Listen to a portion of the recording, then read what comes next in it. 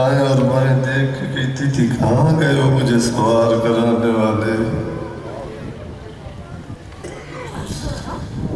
اللہ اس بہن کی غربت کے صدقے، اللہ اسی بہن کی مظلومیت کے صدقے جو اتنی مشکل سے سوار ہوئی اور تھوڑے قدموں پر پھر ادھر کے ڈھونڈ رہی تھی حسین کہاں گئے.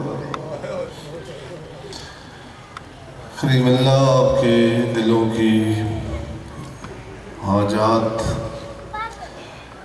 اور جتنی دعائیں آپ اپنے ذہنوں میں لے کے آئے ہیں اس پاک ذکر اور وارثان ذکر کے صدقے میں پوری فرمائے.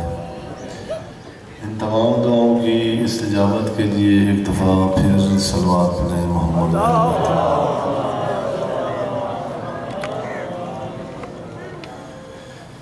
ارشاد پیغمبر گرامی ہے میرا پاک نواسہ حسین ہدایت کا چراغ ہے اور کشتی نجات ہے. کل کی مجلس میں گزارش کی تھی کہ اگر روایات کو دیکھیں اور قرآن مجید کی آیات کو دیکھیں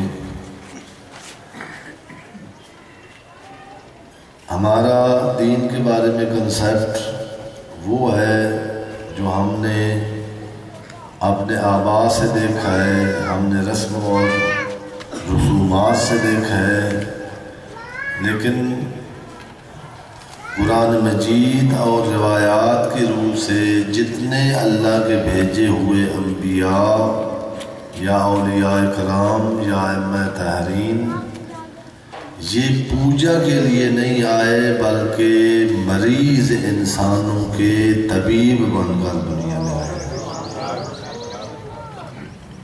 اور انہوں نے بعض لوگوں کا یہ بھی ہے تصور اور ان کی باتوں سے یہ پتہ چلتا ہے، انہوں نے لکھا بھی ہے اور وہ آج بھی بیان کرتے ہیں کہ یہ جو کربلا کی جنگ تھی یہ اقتدار کی جنگ تھی، یہ دو خاندانوں کی جنگ تھی. بعض اوقات ہمیں پتہ نہیں ہوتا، مصائب میں رلانے کے لیے ہم ایسے جملے کہے جاتے ہیں جو تشیع سے بہت دور ہیں، جو ہمارے مکتب سے ان کا کوئی تعلق نہیں. اگر آپ کے ذہن میں ہو تو کل میں 2 نقطے بیان کیے تھے. ایک اس سوال کا جواب کہ یہ پہلی کربلا نہیں ہے جس کے آپ عزادار اور جس کو منانے کے لیے آئے بیٹھے ہیں. یہ کربلا سٹیپ بائی سٹیپ واقع ہوئی ہے. اس کربلا کی پہلے بنیادیں رکھی ہوئی ہیں، اس کربلا کے پہلے عوامل اور اسباب تھے. حسین کی شہادت کا پہلا قدم پیغمبر کی وفات کے فوراً بعد سقیفہ میں اٹھا لیا گیا تھا. اور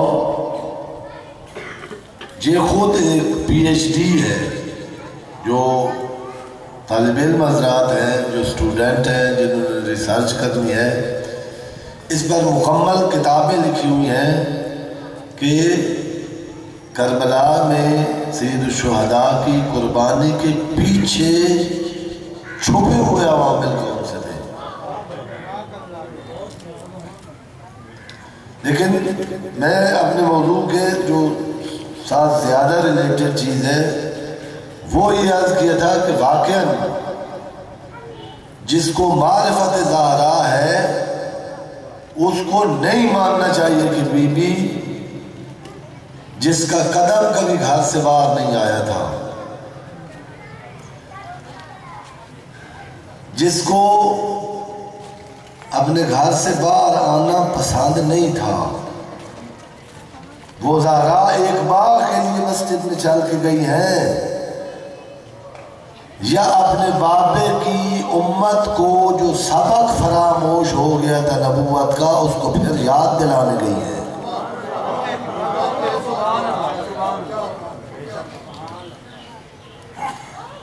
یہ آپ وہ خطبہ پڑھ لیں، تاریخوں میں اہل سنت والجماعت علماء کرام نے بھی لکھا ہے، شیعہ نے بھی لکھا ہے، وہاں جا کر بی بی نے فدق پر زیادہ بحث کی ہے یا بی بی نے دین کے بارے میں بحث زیادہ کی ہے؟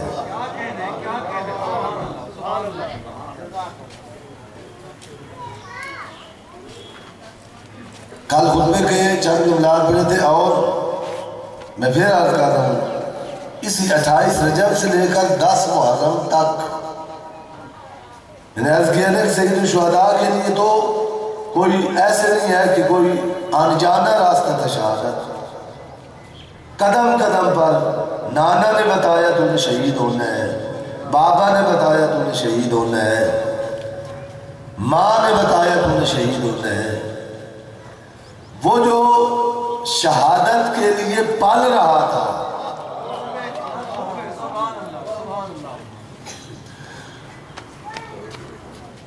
میں نے عرض کیا نا کہ لکھ دیے جاتے ہیں اور پھر وہ نظریہ بن جاتا ہے اور ہم سن کے چونکہ صرف سننے کے آتے ہیں قبول کر لیتے ہیں۔ یہ جو تصور ہے کربلا کے بارے میں اور سید الشہداء کے بارے میں کہ سید الشہداء کو مدینے میں چونکہ خطرہ تھا تو مدینہ چھوڑا اور مکہ سے پھر خطرہ تھا تو مکہ چھوڑا، یہ تاریخ بتا رہی ہے۔ اور جو طالب علم بیٹھے ہیں، اسٹوڈنٹ بیٹھے ہیں، ان کو میں اپنے مذہب کے عقائد اور اصول عقائد بتا رہا ہوں۔ جو اللہ کا نمائندہ ہوتا ہے اس کی معرفت تاریخ اس کا مستند ذریعہ نہیں، پہلے اس کا مستند ترین ذریعہ قرآن مجید ہے۔ ابراہیم کا تذکرہ پڑھے، اگر زیارت میں پڑھتے ہیں کہ السلام علیکہ یا وارث ابراہیم خلیل اللہ، تو ابراہیم تو تاریخ کی شخصیت نہیں ہے، قرآن کی شخصیت ہے۔ ابراہیم کو نمرود نے چھیڑا تھا تو اس نے بہت شکنی کی تھی، یا ابراہیم جو ہی اپنے پہلا قدم اس سرزمین پہ رکھا تھا، ابراہیم کو اللہ نے بھیجا ہی بت شکل بنا کے تھا۔ یہ وارث ابراہیم ہے، اس نے اس وقت کے بت توڑنے تھے اور یزیدیت ایک بت تھا جس کے سامنے پوری عالم اسلام جھکا ہوا تھا۔ مدینہ اور مکہ چھوڑ کر حسین ابن علی نے بتایا ہے کہ ابراہیم کا وارث میں ہوں، میں کٹ سکتا ہوں لیکن بت اور بت پرستوں کے سامنے جھک نہیں سکتا۔ یہ سارے جو نہج البلاغہ کے خطبات ہیں، جناب سیدہ کے 2 خطبے ہیں، وقت ہوتا تو میں وہ سارے انشاءاللہ بعد میں کہیں فرصت ہوئی، لیکن وہ خطبے اب اردو ٹرانسلیٹ بھی ہوئے ہیں، چند جملات جتنے ممکن ہوگا میں عرض کروں گا آپ کی خدمت میں۔ ان خطبات کو اگر صرف انسان دیکھے تو پتہ یوں چلتا ہے کہ ان کی کوئی دنیا کی لڑائی نہیں تھی، بلکہ خود بیان کیا انی لم اخرج شطرا اشرا ولا بطرا ولا مفسدا ولا ظالما انما خرجت لطلب الاصلاح فی امت جدی رسول اللہ۔ میں اقتدار کے لیے نہیں، شر انگیزی کے لیے نہیں، فساد کے لیے نہیں، قتل و غارت کے لیے نہیں، بلکہ حسین کی نظر دیکھ رہی ہے جہاں یزیدیت حکمران ہو اس حکمرانی اور اس سلطنت کے نیچے پڑی ہوئی نمازیں اسلامی نمازیں نہیں ہوتی۔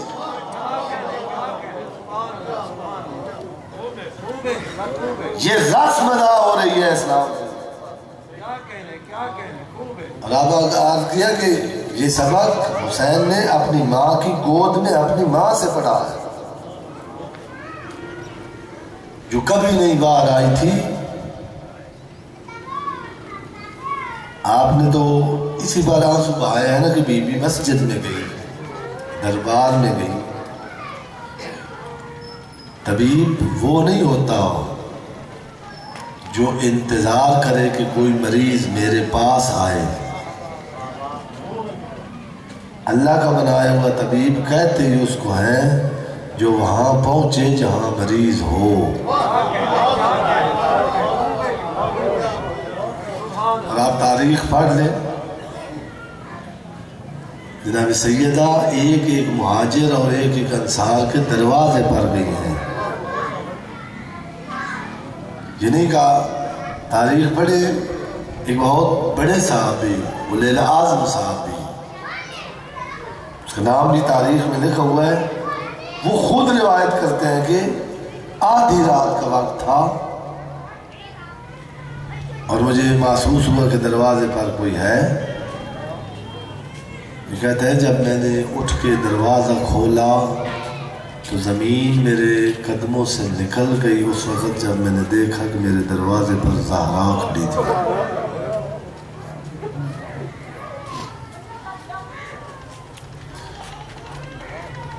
ڈر گیا.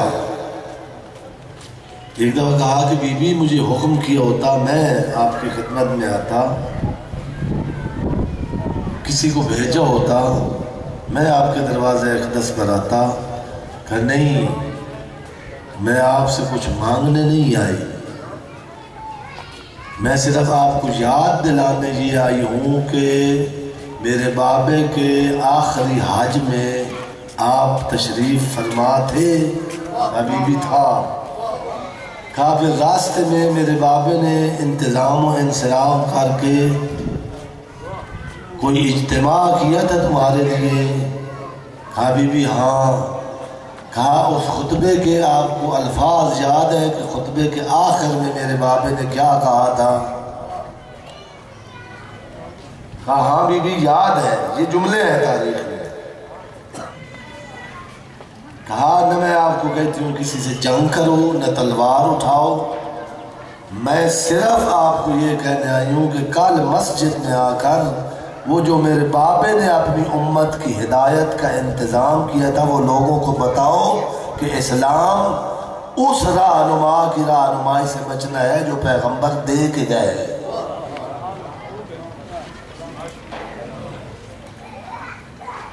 اور پھر یہ طبیب بن کر امت کے سامنے مسجد، چونکہ وہ جگہ تھی جہاں پیغمبر اپنی طبابت تقسیم کرتے تھے، پیغمبر اپنے ساتھ میں بیٹھے ہوئے مریضوں کی مرض کو تشخیص دے کر ان کا علاج کرتے تھے.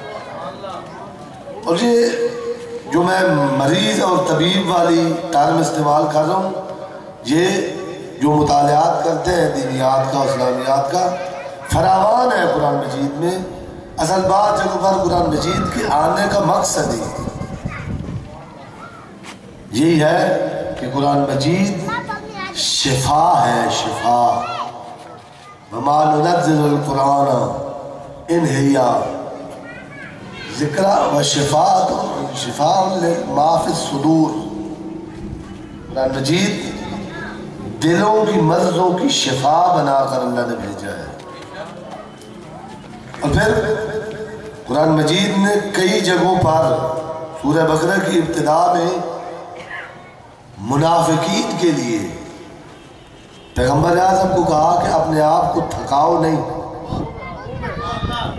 سواء علیہم انذرتہم ام لم تنذرہم لا یؤمنون. وجہ کیا ہے؟ فی قلوبہم مرض فزادہم اللہ مرضا. ان کے اندر کی کینسر بڑھتی بڑھتی اب اس مرحلے پر پہنچ گئی ہے کہ طبیب کو جواب دینا پڑ رہا ہے کہ اب ان کا کوئی علاج نہیں ہے.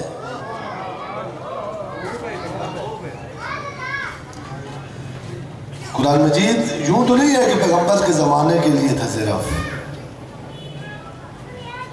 وہ جن مرضوں کا ذکر ہوا ہے وہ امراض آج بھی ہیں، اور قرآن مجید کی تلاوت کا مقصد یہی ہے.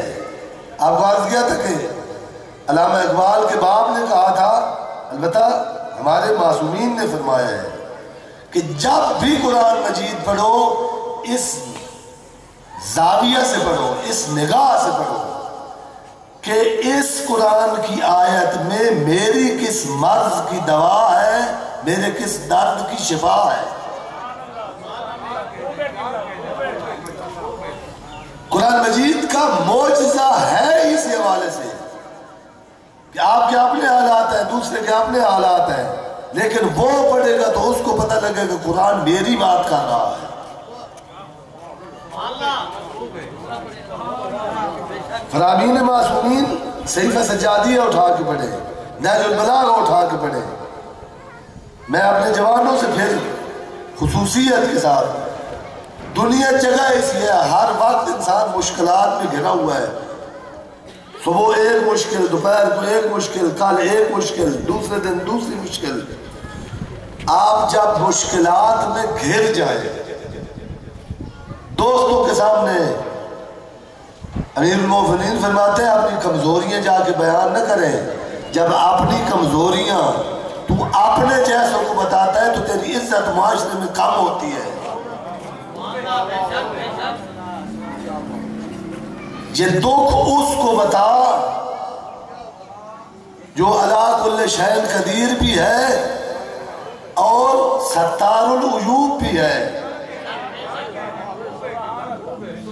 وہ تیرے دردوں کی دوا بھی کرے گا اور لوگوں کو پتہ بھی نہیں چلنے دے گا کہ اس کی مرض کیا تھی۔